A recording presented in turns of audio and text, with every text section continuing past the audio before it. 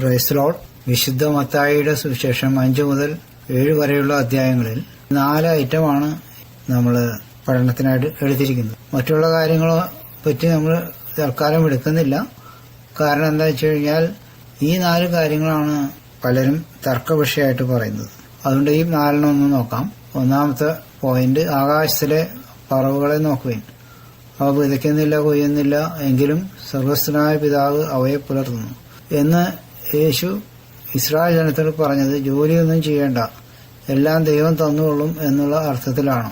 ഈ വചനം ഒന്ന് വായിക്കാം. മത്തായി 6:26-31. ആകാശത്തിലെ പറവുകളെ നോക്കുവിൻ. അവ വിതയ്ക്കുന്നില്ല, കൊയ്യുന്നില്ല, കളപ്പുരയിൽ കൂട്ടിവെക്കുന്നതുമില്ല, എങ്കിലും സ്വർഗസ്ഥനായ നിങ്ങളുടെ പിതാവ് അവയെ പുലർത്തുന്നു. അവയേക്കാൾ നിങ്ങൾ ഏറ്റവും വിശേഷതയുള്ളവരല്ലോ. ആകയാൽ നാം എന്ത് തിന്നും, എന്ത് കുടിക്കും, എന്ത് ഉടുക്കും എന്നിങ്ങനെ നിങ്ങൾ വിചാരപ്പെടരുത്. ഒന്നിനെക്കുറിച്ചും വ്യാകുലപ്പെടേണ്ട എന്നുള്ള അർത്ഥത്തിലാണ് യേശു ഈ വചനങ്ങൾ പറഞ്ഞത്. അല്ലാതെ ജോലി ഒന്നും ചെയ്യേണ്ട എന്നല്ല അർത്ഥമാക്കുന്നത്. 34 വാക്യം നമ്മൾ വായിച്ചതാണല്ലോ, അതിലതാ പറഞ്ഞിരിക്കുന്നത്. തിരുവെഴുത്തുകളെ തിരിച്ചറിയാൻ യേശു ശിഷ്യന്മാരുടെ ബുദ്ധി തുറന്നത് ഇങ്ങനെയുള്ള കാര്യങ്ങൾ അവർക്ക് മനസ്സിലാകാൻ വേണ്ടിയാണ്. ലൂക്കോസ് 24:45 അത് പറഞ്ഞിരിക്കുന്നത്. ലൂക്കോസ് 24:45 തിരുവെഴുത്തുകളെ തിരിച്ചറിയേണ്ടതിന് അവരുടെ ബുദ്ധിയെ തുറന്നു. അവരുടെ ശിഷ്യന്മാരുടെ ബുദ്ധിയെ യേശു തുറന്നതിനെ പറ്റിയാണ് ആ പറയുന്നത്. ലോക മനുഷ്യർക്ക് തിരുവചനം മനസ്സിലാവുകയില്ല. കാരണം അവരുടെ ബുദ്ധി ദൈവം തുറന്നിട്ടില്ലാത്തതുകൊണ്ട് തന്നെ അവർ ഈ വചനങ്ങളെക്കുറിച്ച് വെറുതെ വാദിച്ചുകൊണ്ടിരിക്കും. അവർക്കത് ആത്മീയമായിട്ട് വിവേചിക്കാൻ സാധിക്കാത്തതുകൊണ്ട് അവരത് അതിന്റെ അക്ഷരാർത്ഥത്തിൽ തന്നെ എടുക്കുകയും ചെയ്യുന്നത്. അതുകൊണ്ടാണ് അങ്ങനെ അവർക്ക് തെറ്റുപറ്റുന്നത്. പിന്നെ രണ്ടാമത്തെ ഐറ്റമാണ് 2 ശത്രുക്കളോട് ക്ഷമിക്കുക. എന്നാൽ എന്ത്? ഒരു ശകടത്തടിച്ചാൽ മറുഭാഗം കൂടെ കാണിച്ചു കൊടുക്കുക, എന്നാൽ തല്ലുകൊള്ളാൻ നിന്നു കൊടുക്കുക എന്നാണ് അർത്ഥമാക്കുന്നത്. ആൻസർ എന്താണെന്ന് വെച്ചാൽ അടിച്ചാൽ തിരിച്ചടിക്കാതെ ക്ഷമിക്കാനാണ് യേശു ഇവിടെ പഠിപ്പിക്കുന്നത്. അങ്ങനെ ചെയ്താൽ നമ്മളെ ദ്രോഹിച്ചവരെ ദൈവം കഠിനമായി ശിക്ഷിക്കും. റോമർ 12:19 മുതൽ 21 വരെ വാക്യങ്ങളിൽ വായിച്ചു നോക്കിയാൽ ഇക്കാര്യം മനസ്സിലാവും. പുതിയ നിയമത്തിൽ പ്രതികാരം ചെയ്യാൻ ദൈവം നമ്മെ അനുവദിക്കുന്നില്ല. നമ്മെ എന്ന് പറയുന്നത് ദൈവമക്കളെ. പിന്നെ വചനം പറയുന്നു, അനർത്ഥം കാണുമ്പോൾ ഒളിച്ചുകൊള്ളുന്നത് വിവേകമാകുന്നുവെന്ന്. സദൃശവാക്യങ്ങൾ 22:3 അത് പറഞ്ഞിരിക്കുന്നത്. നോക്കാം.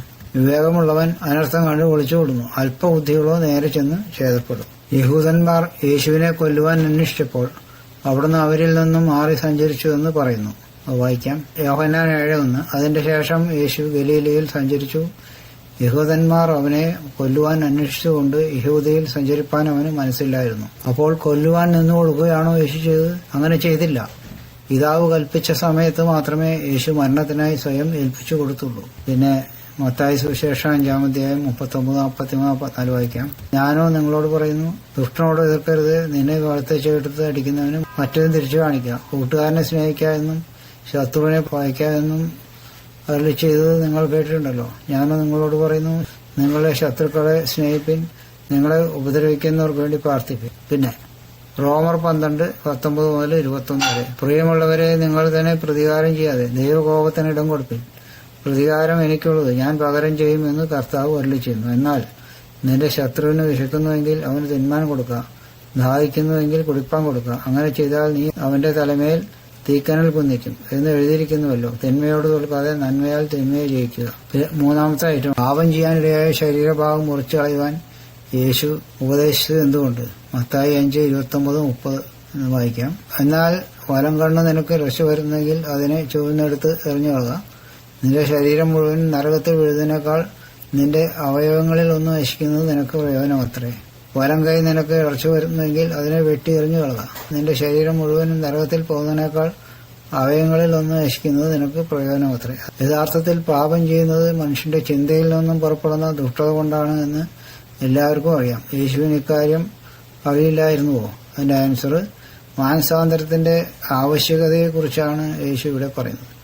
ആത്മീകമായ പരിച്ഛേദനയാണ് ഇവിടെ അർത്ഥമാക്കുന്നത്. മനുഷ്യൻ വീണ്ടും ജനിച്ചാൽ മാത്രമേ ഇങ്ങനെയുള്ള ഒരവസ്ഥ ഉണ്ടാവുകയുള്ളൂ. യോഹന്നാന്റെ സുവിശേഷം 3-ാം അധ്യായത്തിൽ ഇക്കാര്യത്തെക്കുറിച്ച് യേശു ഇസ്രായേലിലെ ഗുരുവായൂരെന്ന് നിക്കോദെമോസിനോട് പറയുന്നുണ്ട്. അടുത്ത 4-ാമത്തെ പോയിന്റാണ്, ന്യായപ്രമാണത്തെയോ പ്രവാചകന്മാരെ നീക്കേണ്ടതിനല്ല യേശു വന്നത് എന്നതുകൊണ്ട് എന്താണ് അർത്ഥമാക്കുന്നത്? മത്തായി 5:17-18 വാക്യങ്ങളാണത് പറഞ്ഞിരിക്കുന്നത്. ന്യായപ്രമാണം അക്കാലത്തുള്ള ഇസ്രായേൽ ജനത്തിന് കൊടുത്തതാണ്.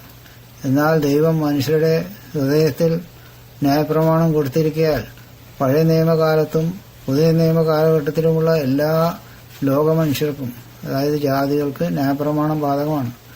റോമർ 2:14-15 വാക്യങ്ങളിൽ അത് പറഞ്ഞിരിക്കുന്നു. അതിനാൽ ന്യായപ്രമാണത്തിൽ മാറ്റമില്ല. ഈ വചനങ്ങളൊക്കെ ഒന്ന് വായിക്കാം. മത്തായി 5:17-18. ഞാൻ ന്യായപ്രമാണത്തെയോ പ്രവാചകന്മാരെയോ നീക്കേണ്ടതിന് വന്നു എന്ന് നിരൂപിക്കരുത്, നീക്കുവാനല്ല നിവർത്തിപ്പാനത്ര ഞാൻ വന്നത്. സത്യമായിട്ട് ഞാൻ നിങ്ങളോട് പറഞ്ഞു, ആകാശവും ഭൂമിയും ഒഴിഞ്ഞു പോകും വരെ സകലവും നിവൃത്തിയാകുമ്പോഴും ന്യായപ്രമാണത്തിൽ ഒരു വള്ളിയെങ്കിലും പുള്ളിയെങ്കിലും ഒരു നാളും ഒഴിഞ്ഞു പോകുകയില്ല. പിന്നെ റോമർ 2:14-15. ന്യായപ്രമാണമില്ലാത്ത ജാതികൾ ന്യായപ്രമാണത്തിലുള്ളത് സ്വഭാവത്താൽ ചെയ്യുമ്പോൾ ന്യായപ്രമാണമില്ലാത്ത അവർ തങ്ങൾക്ക് തന്നെ ഒരു ന്യായപ്രമാണമാകുന്നു.